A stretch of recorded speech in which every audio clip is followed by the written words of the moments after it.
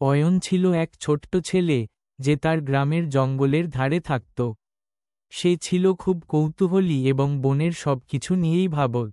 একদিন বিকেলের আলো ম্লান হয়ে আসছিল, তখন সে একা একা জঙ্গলের পাশে খেলতে গিয়ে হঠাৎ একটা কিছুর শব্দ শুনতে পেল।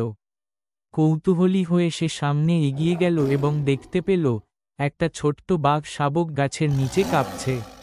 তার পায়ে একটা কাঁটা বিঁধে গিয়েছে, তাই সে ব্যথায় কাতরাচ্ছে।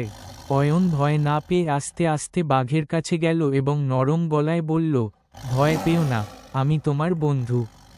বাঘ প্রথমে একটু ভয় পেয়েছিল, কিন্তু অয়নের কোমল স্বর শুনে ধীরে ধীরে শান্ত হল। অয়ন খুব সাবধানে বাঘের পায়ের কাঁটাটা বের করল। ব্যথা কমতেই বাঘ তার ছোট্ট চোখ দুটো মেলে অয়নের দিকে তাকালো, যেন ধন্যবাদ জানাচ্ছে। তারপর থেকে বাঘ আর অয়ন ভালো বন্ধু হয়ে গেল। বাঘ মাঝে মাঝে রাতের বেলা দূর থেকে গর্জন করে, যেন জানিয়ে দেয়, আমি আছি, বন্ধু। আর অয়ন জানালার ধারে বসে হাসে, মনে মনে ভাবে, আমাদের বন্ধুত্ব কোনো ভয়কে মানে না।